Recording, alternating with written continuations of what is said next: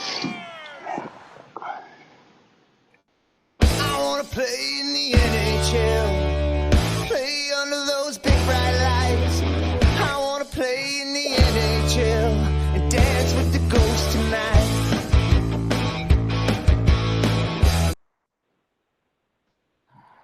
Hey everyone, welcome to episode 7 of TNC Sports Talk. I'm Tyler, that's Chris over there. We have a jam-packed show here for about an hour tonight, so I hope you enjoy the ride. Chris? Good evening, Tyler. Good evening, all you wonderful people who decide to join us. It's, you know what? I don't usually pay Tyler compliments because he doesn't earn them. But, buddy, you get a tip of my hat for getting on here when you did. I know we're a couple minutes late, but a little bit of a hardship there with the car. You can expand on that or not. It's up to you. Yeah, no, I just don't need to talk about it tonight. It's all good. It's All all right. good. Another day in paradise here in Edmonton. Yeah. So let's start with the Oilers. We're a quarter in. We'll call it a quarter, 25% of the season done. A little bit more than that, Yep. but we'll call it 25%. We're better off than we were last year. Yeah, well, we're better off than we were last year at like stats wise at this point, but we had a horrible start. So we had a horrible start, like the first 15 games, and then we just went on a fucking tear. And it's like we didn't lose that momentum. I mean, there was a few ups and downs, but way more ups. This has been like, yeah, your record's better, but you're only playing like 550 hockey consistently. So we're not seeing any real noted improvement. I mean, we could talk about the New York Rangers game, but nothing sustained. I don't know what you got on that.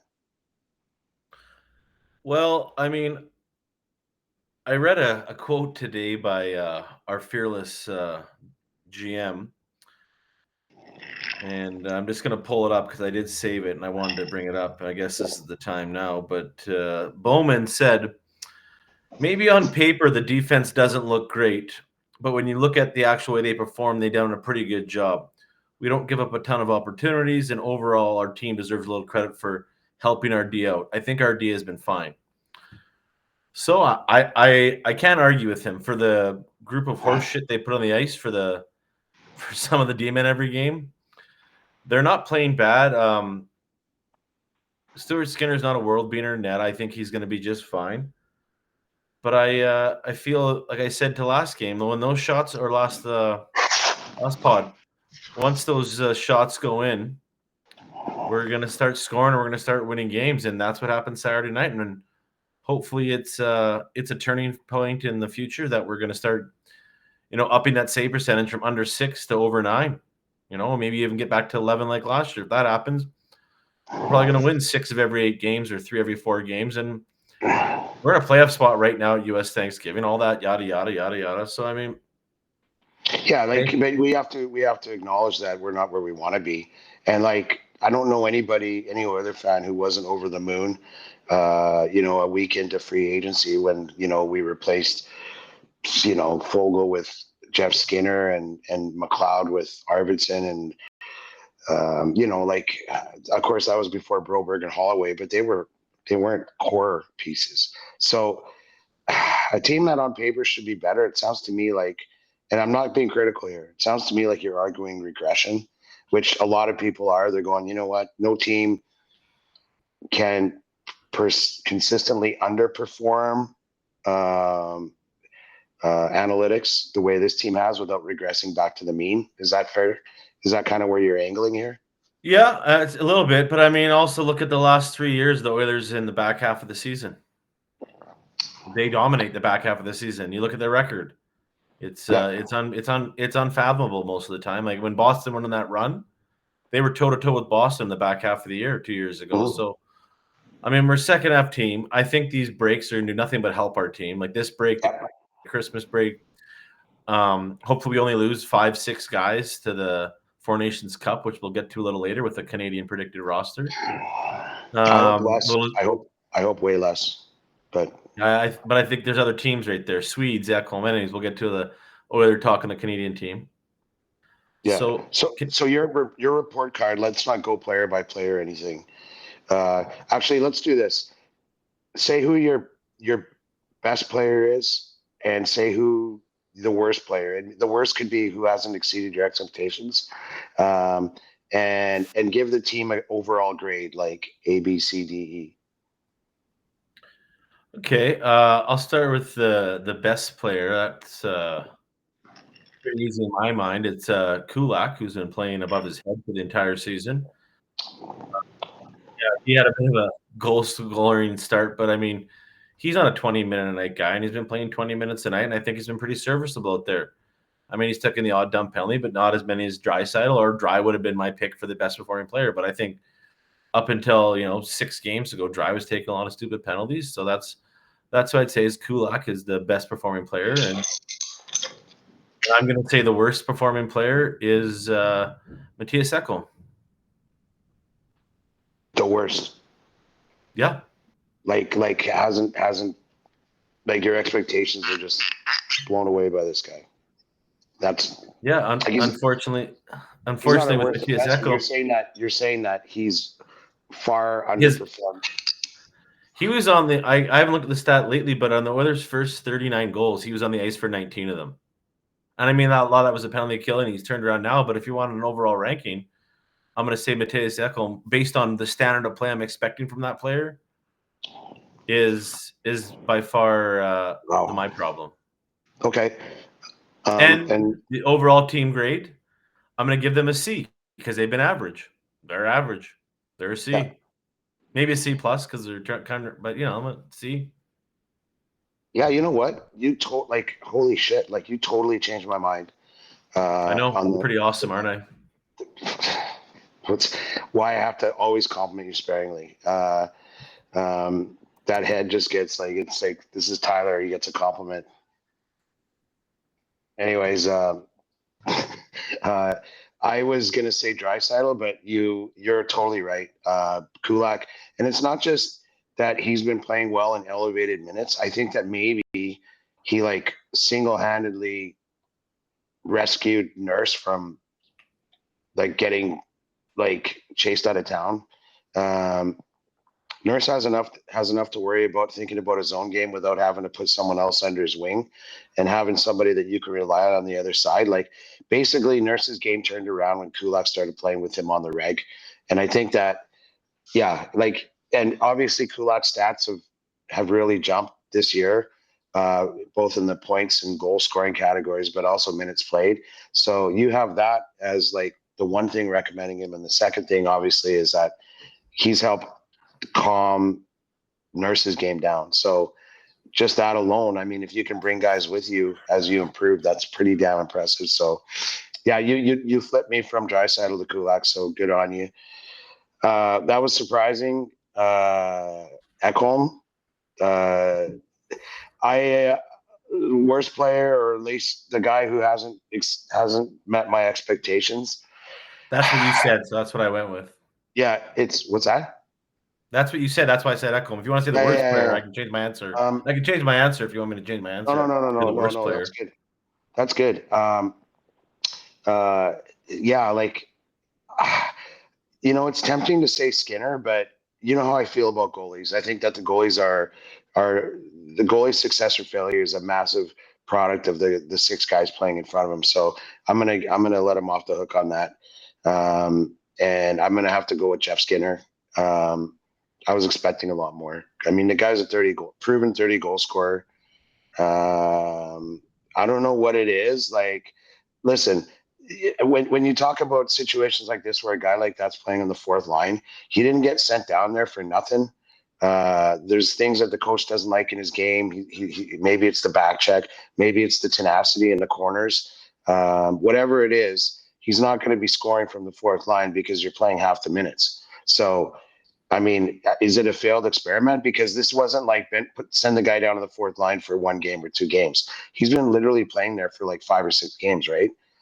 And there isn't any end in sight. I mean, Pot Colson's basically taking a spot. Who also gets honorable mention for exceeded expectations. But But yeah, and overall, like we don't disagree on the C. The C is right on the money. I was expecting to say A or A plus at the beginning of the season, and here we are at C. Not good, not bad, not Stanley Cup contenders here in November. How I see it. So just a little bit on Skinner there. So everyone's saying he's down on the fourth line. So you got to remember, this guy doesn't really play a lot of power play time or any PK time. Yep. He's look. I'm looking over his career stats, and everywhere from Carolina back when he was a rookie to, except for 1 year in Buffalo, the COVID year, I guess you'd call it. Every year he's averaged about 16 minutes a night on the ice and produced. He's averaging 13:45 a game in the season so far with the Oilers, which shocked me when I just saw that stat. Hey, wait, why? I mean, Why? Because you expect him to be lower? Or? yeah, after them on the fourth line. So leads me to believe that we have to trust that he's a streaky scorer. So, I mean, who knows? Maybe the next 20 game segment, he scores 8 goals, which puts him at 12, which would then over a full season be 24 goals, which was what he scored last year with Buffalo. So, I mean, hey, I'll take 24 goals. You're saying maybe you got what you paid for. Yeah. $3 million. Yeah. Yeah. So, I mean, I think with him, he still came to a new city. He was in Buffalo for 6 years. So he still came to his first Canadian city, first hockey market. Yeah. So, I mean, I think you got to give the guy the benefit of the doubt and wait till January. Yeah, when a guy hits 30, you got to stop treating with kid gloves and go, like you're a fucking pro. You got to adapt. To his credit, like it's not just that. Okay, like maybe you and I were both thinking not 13 and change. We were thinking like 10 and change. But that's not a balanced roster anyway. Your fourth line ought to get at least 12, 13 minutes anyways. But it's also like the quality of the guys he's playing with. So like he's not a driver. He's a complimentary scorer and a very good one at that historically. So we're not gonna but a complimentary nonetheless. So, Derek Ryan's not going to be dishing shit up for him like on the reg, and neither is Perry for that matter back on the fourth line. So I don't know. I think you're like every other dumb Oiler fan in this city that jumps on players when they don't like what they're performing. 22 games into his career, you need to let him play 40 games here. Fuck you. You're like every guy here calling I'm all like the every. You're like the fucking off my back, buddy. I'm like every like first of all, Oiler fans are dumb. There's just some like morons in the blogosphere and like who on the message boards and shit, and fuck those guys. Like they're incapable of managing fucking negative emotions, and they go, I hate that guy. I want Jeff Skinner to do well. I'm fucking cheering for this guy. But I'm just 22 games in, but I don't think he should be beaten up on a player that's. You sound like the guy who's rubbing his tummy. Like, listen, I'm not rubbing his tummy. I'm not. Hold on, Chikai. I'm not rubbing his tummy. It happened to Tom Pody. It happened to Mike Comrie. It happens to every player. They come here, the media gets on him, the fans jump on it. Let's give this guy a break. First Canadian city. He was in Buffalo, the lowly hockey town. Carolina, the lowly hockey town, for 14 years of his career. Now he's here. Give him a chance to fucking adjust. Listen, he signed a 1-year deal. This isn't like Major League Baseball where 20 games is a streak or is like he's a streaky scorer. This is 25% of your fucking season. We don't have 160 games here. And I'm listen, not once did I come after the player. I think I fairly described him as an above average complimentary scorer, but he's not scoring. And 20 games in the season is a good time to go, what can we do to foster his development or his regression into being that player again? And playing from the fourth line isn't helping. That's all I'm saying. And you're coming after me like, Bozo Oiler fan. Like, fuck you, man. Like, I talk about fair analysis. Like, even last week, remember I texted you and I put it on. And those of you that follow us on Twitter. Don't worry. I have a rebuttal for that. Darnell Nurse called that hit exactly like I did when Tyler was calling me an idiot last week. Chris, did you watch the whole interview? Did you watch the whole interview? Yeah, I don't think you did. Because he was making what's called a sarcastic joke, in my opinion. Well, you know what? The local scribes I call it like they. Those are they're the ones beating up on Skinner. Let's really trust them, eh? Why don't you just join Jim Matheson and the retired Terry Jones at the old scribe table? They have no clue what's going on in the world anymore, and you're That's a turning great into prime one of rib them. before the game. Yeah, that's it. You're turning into one of them, man. Oh, fuck you, man. Like, listen, I think that's a fair analysis of Jeff Skinner, and nobody wants him to succeed in like as a top 6 scorer on the left side more than me, except maybe him. And I hope so, because he'll keep trying hard. I'm not blaming the player. I'm just saying, why hasn't it worked? That's it. So before you mischaracterize me as like a knee-jerk fucking boohoo Oiler fan, stick it up your ass, because you're way closer to that than I am. 22 games is not a reason to beat up on a guy. I'm sorry. I think there's lots of players underperforming way more than that. He's 25. Okay, 22 games. He's 25% into his 3-year contract with us. Let's say that. And it was okay? 1 year. Into his 1 year contract. His 1 year, $3 million contract with us. So he's 25% into it. So cool. Maybe. $775,000. Guess what? We were paying Paul Colson $1 million. He has 1 goal, but he's playing tougher. Skinner's not a tough guy. So I'm sorry. You got to give these guys like literally 35 to 40 games. Look at Emerson. He went from 31 games to 50 games played in the NHL now. And everyone's like, oh, this guy's actually pretty good. We're talking about a season 30. We're like 30 goal scorer in the NHL. Yeah, that's all. I'm telling you, you have to give him adjustment period. Anyways, let's move on from Jeff Skinner, because obviously you're not ever going to admit you don't have a hard spot on for him and players like Tom Pody. It's just something against those guys you don't like. Oh my God. Let's talk. Fuck you too. Let's talk about the Oilers' PK the last 7 games. What do you think about that? I don't want to get too Capspacey and say I told us so, but as soon as we went to those pairings where you had a regular guy with a newer guy, it's been gold. And honestly, like it's lovely to see. It's so nice when they put them out there and you can rely on them and you're not biting your nails every time a guy takes a minor. So good on him. What are you seeing that I'm missing, Tyler? Nothing. You know how bad our penalty kill was? Just going back to like we were losing games because of penalty kill and not scoring on those shots we were getting last year. Yep. We only climbed from 32nd in PK to 30th in PK when going perfect in 7 games. Wow. Like how shitty we were. Yeah. So wow.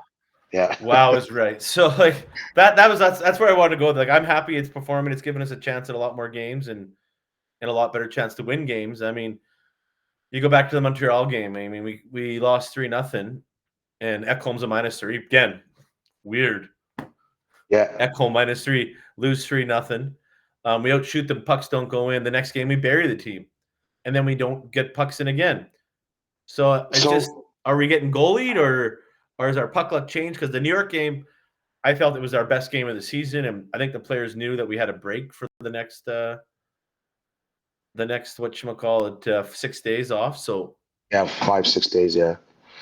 I just want to, okay, so we got one guy. Well, I'll let you host the show, but before we move on to the next segment, Tyler, I'd like you, speaking of running guys out of town, expand on your pillorying of Mattias Ekholm.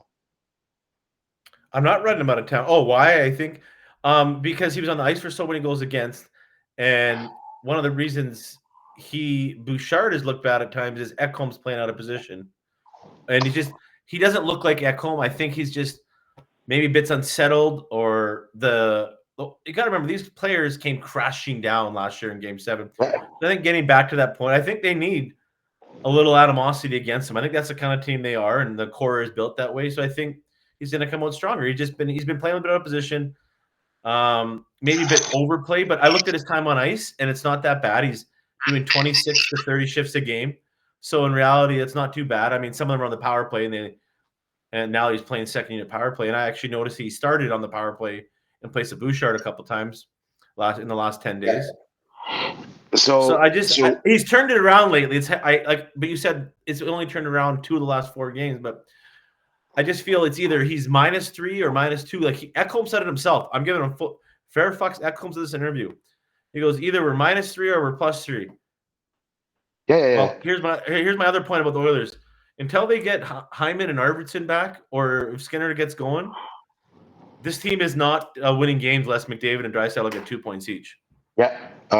Agreed. That we should maybe touch on that too. But so you're one of the metrics that you're using to.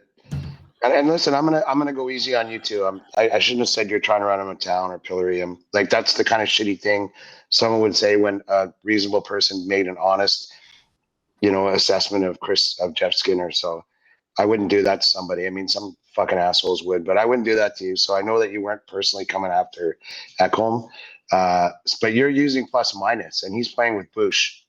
So And I'm using, but I'm not even using just he's plus 4 in the year. I'm talking he was on the ice for 19 of the first 39 goals against. Yeah. I don't give a shit if they're on the penalty kill or not. You're on the ice for 48.5% of goals. There's a fucking problem. He's turned it around lately, but it's not just plus minus on even strength goals. It's the PK goals against. That's the problem. But they turned it around, so that doesn't affect plus minus. So no, I'm not just using plus minus, but thanks for the effort. Well, okay. No, I'm just trying to understand. Like, we can even talk about this offline. I don't know. I mean, you asked me which Yeah. player wasn't meeting expectations. I didn't think Jeff Skinner was going to do anything till game 40. So that's why I didn't pick him. Okay. I felt a little better about Ekholm than you do after 22 games or whatever. So Yeah, because you have recency bias. okay. Okay, you're right. Okay, so Arvidsson and Hyman. First of all, I'd like to say something about that. What the fuck is day to day with Arvidsson? Because he's basically been out 2 weeks, and they're not saying IR. They moved him to the IR, by the way. I know, but they're not even saying anything. They just say upper body. Like, is that his back again? Like, is his back flared up? Because none of us, I have never seen a clip. You haven't shown me one. Either of us haven't talked to one where he got hammered or he twisted his knee or whatever the fuck. Like, nothing happened. So is his back fucked or what? He got cross-checked in a game right before he got hurt. So maybe. Okay. Yeah. It could be ribs. I honestly think it's ribs. Okay. And do you know Himes? Like, do you know what the deal is with him? I think he could have came back on this road trip here, but they're like, you know what? Let's just rest him.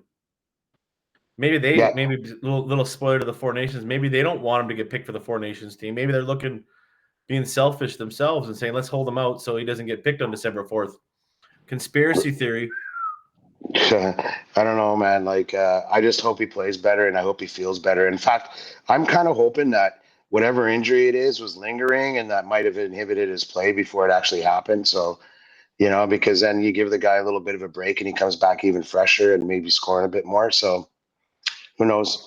I don't think Hyman was playing all that bad. I think his puck luck. He had a lot more self-induced skating breakaways and chances in this first 20-game stretch than he did a lot last year. So, I mean, I'm okay with it. Okay. So you were talking about Four Nations? Yeah, Four Nations Cup is got a couple guys in their waiting room. Do you want to? Oh yeah, let's bring them on in. Let's bring them, guys. We're going to give you a little talk about our potential Four Nations Cup rosters. All right, we got one. So, yeah, why don't you just mention who was joining us, Tyler? Oh, this is Capspace. There he is, signing in now. There he is. Say hi. Regular listeners will be familiar with him, and then we get. Well, I let him in the room, so I don't know. It's his first time logging on. It's a guy the three of us have known his whole life, spent playing hockey, and he's got a few things to say about the sport too. So we'll let him on when he's ready to go. That's Kieran. So I don't know. Like, I didn't want to say anything until he gets on, but anyways, Four Nations Cup, Tyler. What do you got to say? Oh, there he is. I'm not Kieran. Yeah, I know. You got to. There you go. You're coming. There you go. Yeah. Hey, there he is. There he is. There he is.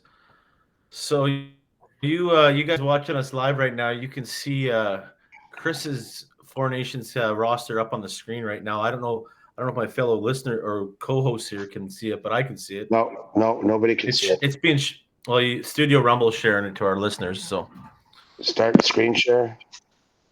Did you do that? yeah, it's shared, buddy. Don't worry. Everyone else can Okay. see it but you. I can't So see it. I'm just Okay, good. so Chris, why don't you run us through your team here? I got to post it up for the listeners. So why don't you run through your team, Chris? Okay, so just so we're clear, like everybody else can see it, eh? Every listener of ours can see it right now, Chris. Okay, good to know. Let me have a look myself. All right. So You seem very confident. Like I don't think you are. well, I'm very confident. Like especially if I'm comparing my shit to yours, it's like yeah, it's going to be sterling. Um, so everything that okay, first of all, I think the Four Nations Cup is bullshit. I don't have it's a pretend tournament that isn't best on best because not the best players are going to be playing in it. So I get that it's a kickoff to like the Olympics next year or whatever, but it's a circle jerk, and I don't have much time for it. It ain't best on best, like I said, and I mean, so I'll just quickly go through what you guys see in my roster, whatever, and just some highlights because most of them are pretty expected. Sidney Crosby shouldn't be on this team. He's not good enough anymore. He's too old. And I love the What? nostalgia, and everyone wants to What talk is wrong about. with you? Am I on with amateurs? What's going on here? It feels like right. Like I'm so confused here, Karen. With Absolute joke, Chris's, man. like I'm Okay. sorry, he had 100 points last year, but he's washed up, right, Karen? Joke. Okay, well, you guys can come after me in a minute because I got a few First more line winger. controversial picks here. Like he's already on the team, so there's nothing I can do about it. If like Team Canada already or Hockey Canada already picked him. If they didn't pick him, he wouldn't be on this list. So say about it what you want. The only other pick that might get you guys worked up on forwards is Brendan Hagel, but he's having a career season. He's 26, and he's outscoring anybody else that you'd put in that spot. And he's grittier than any of those guys. So everything else, take out your knives. I completely agree with the Brendan Hagel pick. He's having the best year of his career. One guy that I think is overlooked this year, I mean, for me personally, it's Travis Konechny. I think he's been really good. He's on But, the NHL list.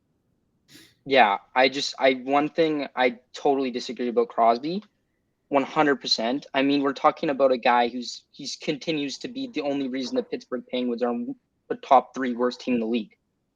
Their team is garbage, and you don't think he's good enough to play in.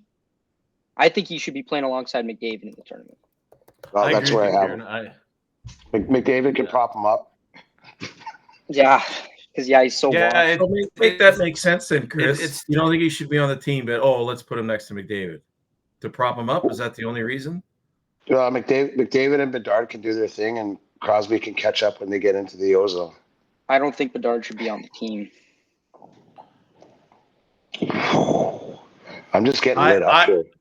I have him on my team, Kieran, but just because I feel that the Hockey Canada is going to That's- push that way. That's the only reason I have Brad Marchand on my team. He was already selected. He was already picked. He's there. Oh, was he? Oh, well, Yeah. he shouldn't be. I don't think he should be. Yeah, but Okay, back to so- the Sidney Crosby thing. But hold on, I want to defend Kieran too. Sidney Crosby, so 21 points in 23 games. He shouldn't be on there, eh? On a shitty Penguins team. Dog Chris, shit. you're that's probably the worst take I've heard in the history of in the last. We've been doing this for 13 years off and on. Worst take ever. Worst take than Capspace has ever made on this show. That Do is you the listen to your absolute own worst takes? take. It's the worst show ever on this. Worst take ever on this show. Ever in a conversation with you. Worst take in hockey I've ever heard. Sidney Crosby should not be on the team. Okay. What one last thing I'll say to defend myself on that point then is that this is elite. Like this tournament means fuck all. It's a pretend tournament. It's a pretend trophy. It's not best on best, but it is something that teams might want to use as a lead up to the Olympics, which the NHL is committed to next year. And next year, Sidney Crosby is going to be a year older. And Connor Bedard's going to be a year better, and there's going to be other players that are going to be on the radar that are probably faster than him, maybe even grittier than him. And so if you're going to take a spot in a pretend tournament, you might as well give it to a guy that you can develop and who's going to be on the same team next year in the Olympics. So, Chris, you don't believe that Crosby's going to be on the roster of the Olympics next year? I will right now bet you $100 cash, unless he's hurt, Crosby's on that roster next year at the Olympics. I didn't say that I didn't say that I don't believe it. I just said that like I wouldn't. Your take is awful. Karen Okay. agrees with me. Capspace agrees with me. What about your goaltender? Let's talk about your defense. You got Devin Taves, Cale Makar, Peter Angelo, Theodore Morrissey, Hamilton, Bouchard, and Owen Power. Yeah, like I don't even want Bouchard to go. I only put him there for a conversation point. First of all, he's not strong enough defensively, and secondly, and more importantly, and this is the most important point. Okay, is I'd be happy to see Bouchard in the Olympics, and I'd happy to see his game evolve to the point where he'd be worthy of it. But it's not there right now, and don't forget, we have a contract that we want to negotiate with him. And do you think it'd be easier or harder if he makes the Four Nations Cup?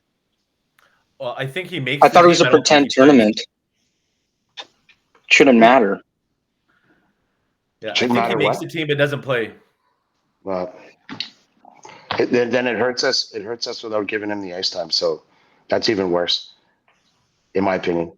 I don't think that there's a name that I put on that list that Bouchard is better than defensively, and Josh Morrissey is gonna like make up for whatever points Bouchard doesn't bring, and he's certainly not playing first unit power play. So those are his like greatest assets. So why even have him out there? I don't think you're giving him enough credit. I don't think you're giving him enough credit. Yes, he's poor defensively, but it doesn't mean he can't put up 10, 15 minutes a game. He's so good. Like, I mean, he isn't the best. Like, he turns over the puck too much. Yeah, but it's like if you put him in a 10, 15-minute role, I couldn't see why not. Like, he's good enough transitionally to be able to do that. But especially if you put him with a guy like Dougie Hamilton or Shea Theodore, I could totally see that being a great pairing. Some like, I don't know. But who's going to be eating up most of the power play minutes? Cale Makar over Bouchard. Easy. Oh yeah, 100%. I'm like, why would you need Bouchard? Yeah, that's why I'm saying he's going to sit in the press box. He's going to go in case Makar gets dinged up. Yeah, because he can work with McDavid. That's the only reason they're taking Bouchard. That's how I see it. He's on the team, but he doesn't play. Yeah. So, like, one thing that So we got the D. Okay, listen, I'll tell you something about the D that I picked. Devin Taves. He's not like one of the top 6 defensemen in Canada. Okay, but he plays so well with Makar. And they've got that. I mean, it's a fast tournament. It happens. It's going to happen real quick. There isn't a lot of warm up or anything like that. And these are 2 plug and play players. It's another reason why I put an aging Alex Pietrangelo out there. He's a great compliment to Theodore, and they're the 2 top pairings in the AHL, in my opinion. So that's why I went there. That wasn't really. I'd rather have Drew Doughty personally, even if it's in the hockey, like a tournament, like where it's like things are moving fast and it's like there's not a lot of time to prepare. I still think I'd much rather have a Drew Doughty than Devin Taves. A healthy Drew Doughty. Yeah, I don't like Drew Doughty's foot speed anymore. And you're going against Sweden and Finland.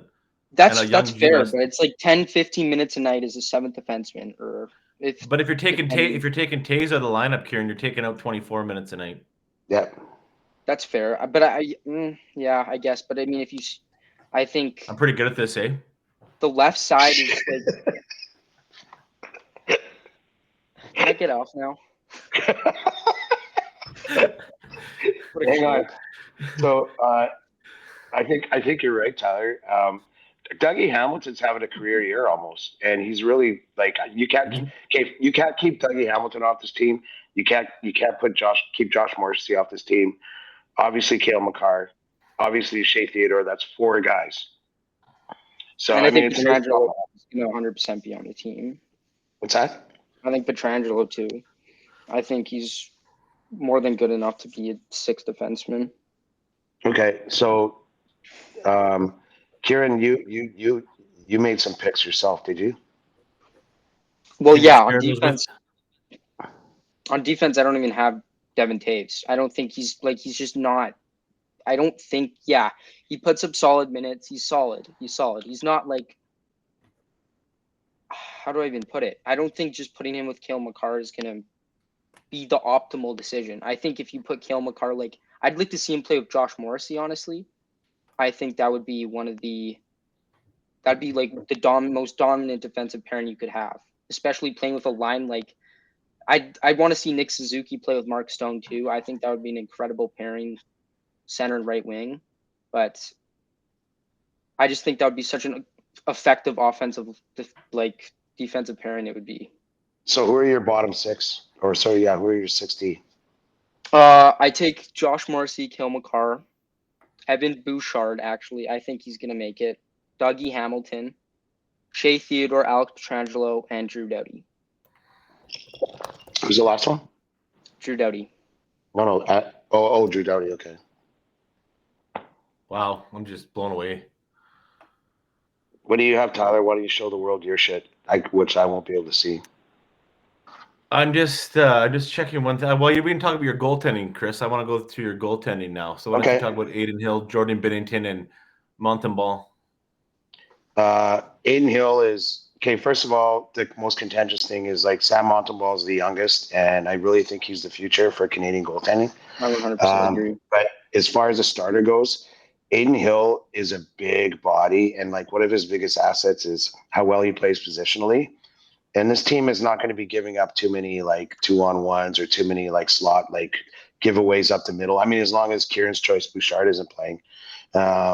So like, we're not talking about quick shots up the slot or anything like that. He's got pretty good lateral movement, but he's a wall, and he proved that when they won the cup and playing in front of a really good decor. He's my first pick. Like, do you disagree? Yeah, I do too. All right, let's go around the horn. What do you got, Tyler? Well, I have Binnington and Hill on there, but I have Stuart Skinner coming in. I think you'll see Binnington or Skinner get the start in game one. No chance. Because actually all three of them, because any three of those goalies have been in the Stanley Cup final. So they can play in a pressure-packed stadium. And I think it's a basically 4-game series if you make the finals. So I think you're going to see one of those three goalies, maybe all three of them get a start, and the best one gets the final game. I just feel they want a goalie that's been in the pressure pack of a Stanley Cup final, and they've all three of them been in there. So you said Skinner, Hill, and Binnington. Yeah. All right, Kieran, before we get your take, let me just add, you guys know how I feel about goalies. And it's like any goalie in the world would be happy to play behind like any of those 6 guys or 8 guys that we talked about. So really it's a gift. I don't think anyone's going to do poorly. We're not going to lose any games because of our goalie. I'll tell you that much. So yeah, anyway, go ahead, Kieran. So I do agree with Binnington because I mean, yeah, he's a solid goaltender. I mean, with the cup, he's got the experience, but I totally disagree with Aiden Hill. Aiden Hill is on one of the best defensive teams in the league. And Vegas has got one of the best defensive cores, and yet he still can't perform. Yes, he was so good in 20 when they won the cup, he was incredible. But since then, he's been mediocre at best. I think Sam Montembeault, Logan Thompson's having an incredible year, Sam Montembeault, and Jordan Binnington. I think Sam Montembeault is like, if you put him on a team that isn't terribly defensively, he's one of the best goalies in the league. He's a top 10 goalie. That's what I think. So if I saw him playing it behind Cale Makar, Josh Morrissey, Dougie Hamilton, I think he'd be absolutely incredible. I'm super excited to see him play, hopefully, if he makes the team. And no Skinner. No. Skinner is just not reliable enough to be in that position. All right. First, just a disclaimer before we hear what Capspace has to say. I want to touch on Kieran's comment about playing in front of the team that's solid defensively. So why wouldn't you take a Stuart Skinner and play him behind a stalwart defensive core with a guy who has Stanley Cup experience if it's all about playing behind a stalwart defensive core? And Montembeault doesn't have that big game experience yet. Just that's my defense for that. If Skinner has the big game experience, you're putting him behind the same rock star defense core. So myself, I'd rather have an experienced goalie than an inexperienced goalie. I think like I haven't watched Sam Montembeault nearly as much as I have seen Skinner, so I guess it could be potentially biased. But we're talking about two very defensive cores. Like we're talking about a team with like the only guy they really have who's like over 25 in Montreal is Matheson. Their team is so young, and that team is like they have so much offensive talent. They have raw talent. Nobody's fully developed. Versus a team like Edmonton with Matthias Ekholm, Darnell Newton. Yeah, we have our moments. It's not the best defensive core, but simply this year, Stuart Skinner has not looked even remotely close to being a Team Canada goalie. Like light years better than Logan Thompson. And he's looked bad at the start of the last 2.5 seasons as well. So, I mean, he's a second half guy. He's a second half guy. And I just like the big game experience. And if I think he'll be fine. Maybe you're missing what T was saying about, like, is Montembeault going to have deer in the headlights syndrome? Because we know that Binnington, Hill, and Skinner have all been to the Stanley Cup finals, I think, respectively, in the last, 3-4 years. And you can't guarantee that Montembeault will be that guy. Yeah, okay, but this is the way I'll put it. You could have said the same thing about Jordan Binnington in 2018. He comes out of nowhere. He carries that team.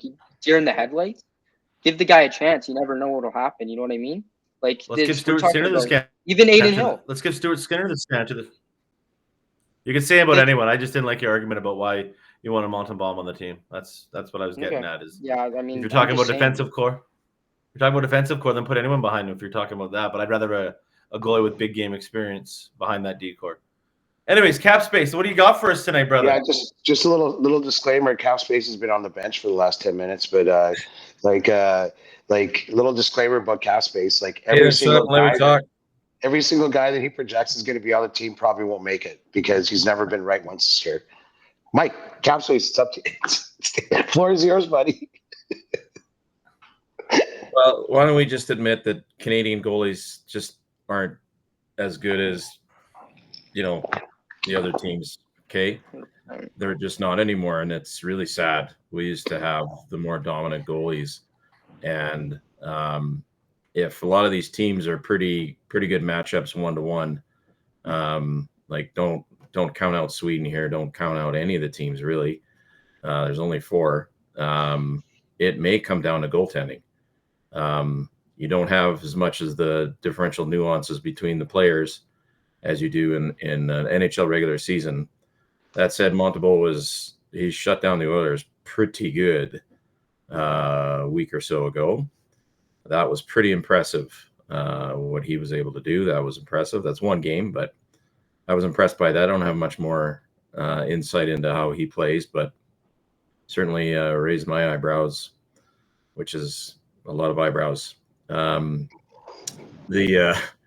Binnington, I think, is a shoe-in, just because he checks off all the boxes that everybody's talking about. Stuart Skinner, yeah, if he doesn't have Schwartz as his goalie coach, then yeah, I could maybe see him. Yeah, that's all I got. Aiden Hill, yeah, he's got a good decor in front of him, but that having a good goalie gives the team confidence, right? And the defensemen know that they can, the odd time, take an odd risk if their goalie is there for them. You see it with players a lot.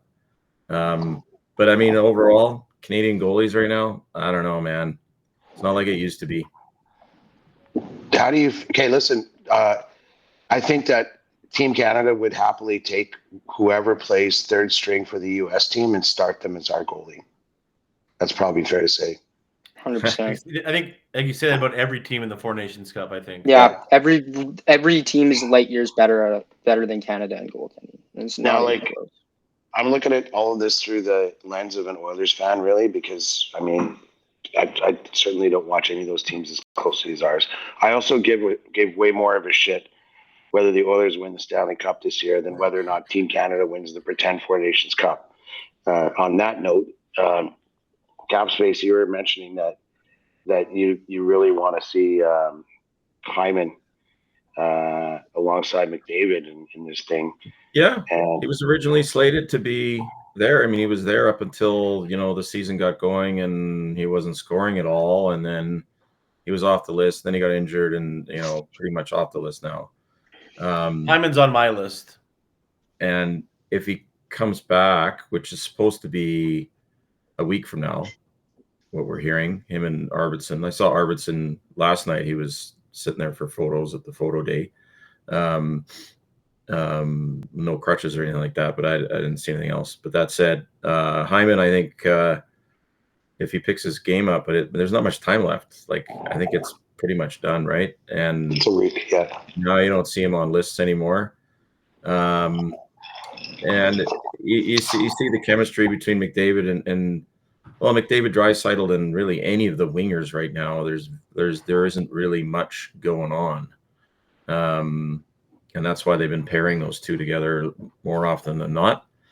And that, I think they're just working it out with these new wingers, and it's slowly coming together. You start to see it a little bit, but not enough to make you go, "Oh, they should be on a national team together," right? Yeah. And Hyman hasn't shown that this year. But he's certainly proven he's done it in the past. There's no doubt about that. I mean, who would you want in front of when you look at all the players on the forwards on Team Canada? Like, who do you want going on the boards, and who do you want getting pucks, and who do you want in front of the net, and all that kind of stuff? And Mark I could Stones, say, if he gets hurt again. Yeah, right. Do we get Capspace for that? But anyways, Yeah. like I think is a guy like Mark Scheifele a guy that would be more like, who's going to be the guy wrestling and tussling in front and around the net like a Corey Perry used to do? Why, right? like Travis Konechny. Right? Yeah. Brad Marchand. Brandon Hagel. Brandon Hagel's got 20-odd points right now. So does Sidney And- Crosby. Yeah, okay. And we haven't talked about Connor McMichaels having a good year. So is Dylan Strome. Yeah. Those guys aren't making the team. Just No. so everyone's aware. Yeah. a big Throw them thing- in there because we're all it seems a lot of people are talking about how what have you done for me lately a lot, and Hyman's not done a lot lately, but McMichaels has. But the same thing I said about Hyman before, about Crosby before, applies to Hyman. He's going to be a year older. He's never going to stop trying. But do you really want him a year from now to be playing on the Canadian Olympic team? Like, We're not talking about the Olympic team for Hyman. We're talking about it for Sidney. I know, but this is a launching pad. All I'm saying. This, You for an old guy, you hate old people, hey? Don't like the older guys. My Hyman goodness. had 70 goals total last year, playoffs and regular season. 70 goals. but let's not Why put him on is the he- roster. Like, he should be in the Olympic conversation. Yeah, and 70 actually, that's a goals. question. How much do you think that the management of the fucking Four Nations Pretend Cup is really like looking at the Olympics? Isn't it a Team Canada endeavor still? Yeah. Then it should be the same. It's the same management and everything, or is it No, going never to? knows but the it's like management, Doug yeah. Armstrong, isn't it? Or like he manages the Blues. So it'll probably be the same guys. But I'm just curious about that. Well, he'll fire the Yeah. coach and replace him right away with another fired one. Yeah. Yeah. So Tyler, did we discuss your submission enough, Yep. or would it? Yeah, it's good. You- I think Hyman's on it. I think Hyman makes the team. Who are you taking off my list to put Hyman on? I took off multiple guys on your list, so it's shared to everyone else. I have Wyatt Johnson, Hyman on my team. I took off one of the young guys in your team. I took off Brent. I took off Hagel. You should 100% be on that team. Well, hopefully he's not. So you're saying that what Hagel's doing this year won't be replicated, and what Hyman's not doing this year will be superseded by what he did last year. I think it's a short tournament. This is an Olympic tournament where there's 7 to 8 games. This is 3 games in the final. I think the fact that he's played with McDavid basically for the better parts of 3 years, the chemistry's there. So if he's healthy, I think they take it. I think they take him just because they throw Crosby on the wing with McDavid and him. Boom, it's over. Like that's over. You got Hyman standing in front of the net, blow McDavid circles, and Crosby just is Crosby making plays too. I think that line's probably scoring 4 or 5 goals a game.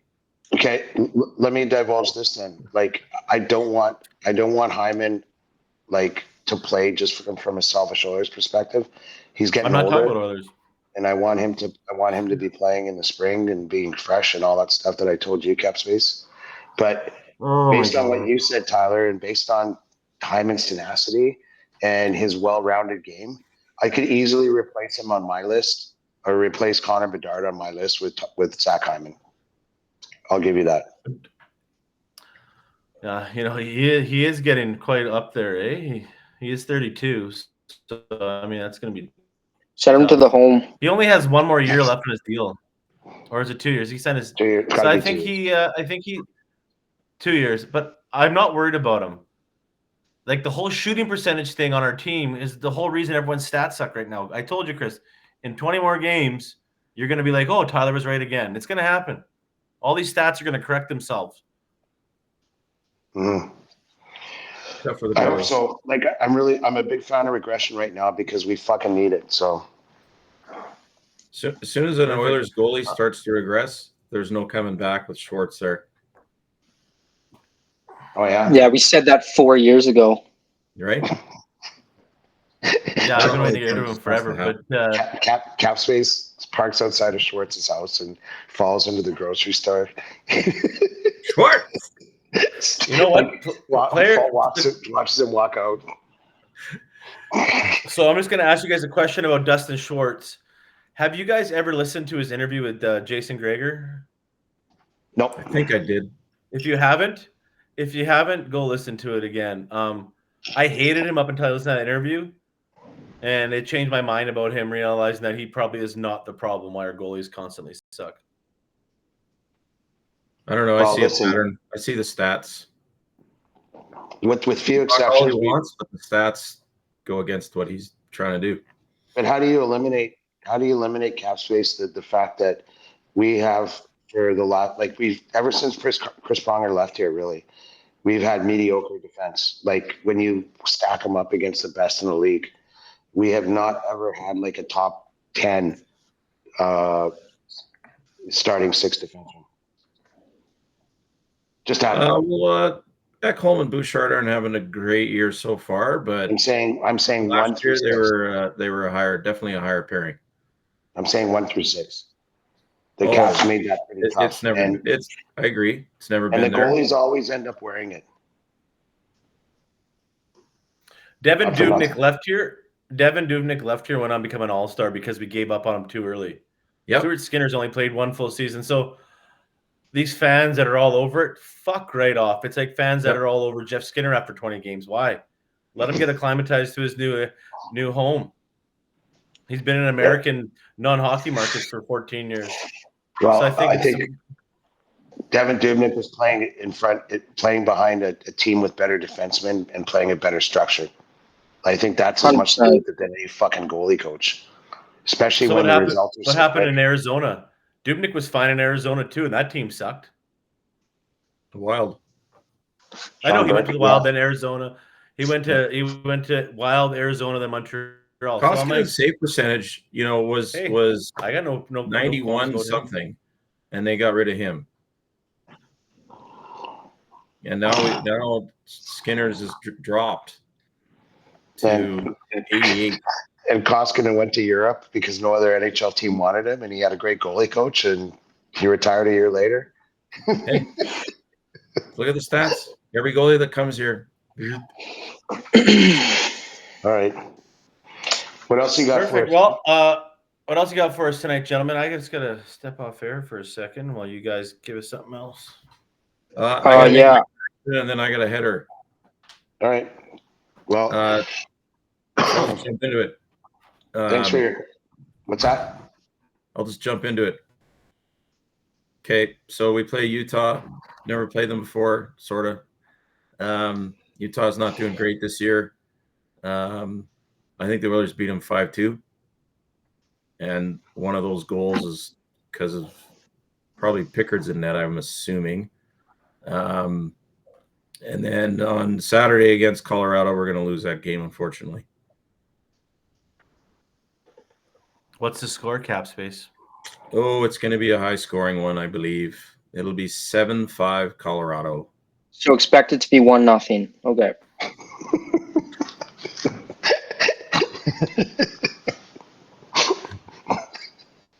Do you got that? Do you got that book, T?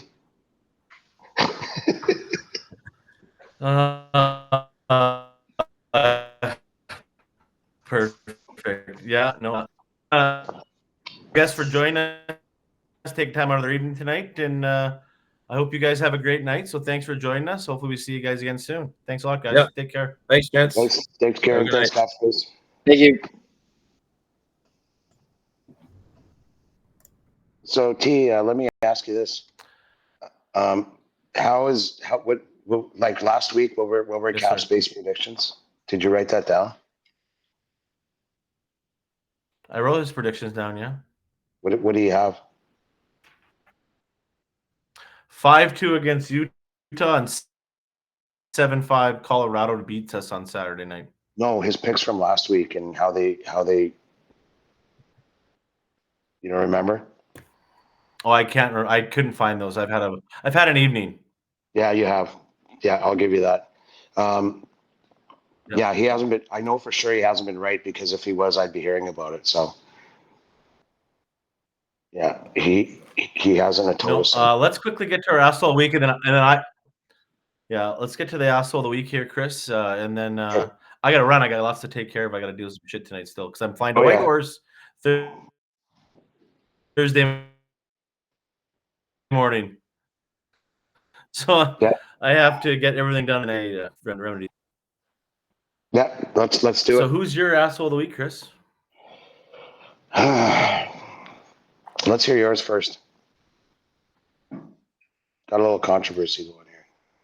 My asshole of the week is Aaron Rodgers. Oh, I'd love to hear it. Tell me why.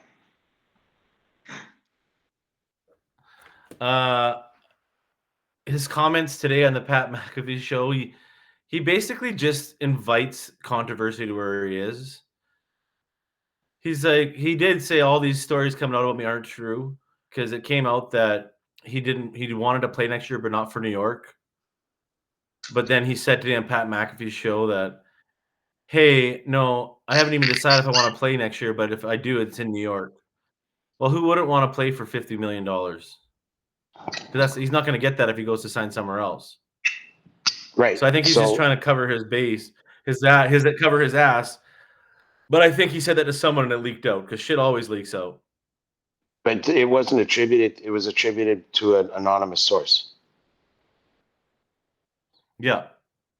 So I just think Aaron Rodgers is caring. I think Aaron Rodgers is caring about the money. He's all about the money. That's all he's looking for. I got a lot of respect for Aaron Rodgers, so I can't agree with you. But I don't know how you missed. Perfect. Let's hear yours. I don't know how you missed Doug Armstrong. I don't have a problem with Doug Armstrong. You don't have a problem with, like, they just ditched their coach and hired like Jim Montgomery? Nope. Like, is Jim Same thing happened to Montgomery Bruce like? Boudreau. Same thing happened to Randy Carlisle when Washington fired Bruce Boudreau. They fired him Monday night or Monday morning. They fired Bruce Boudreau, Washington, and he flew down to Anaheim, got a deal. So he got a deal Monday night.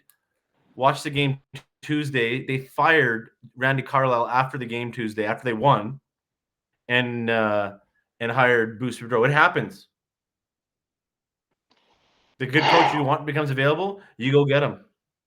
There's part of me that doesn't mind. It's just, I don't know. I guess it's pretty cutthroat. It's it's not like Drew Bannister saw the writing on the wall. Like, St. Louis didn't suck.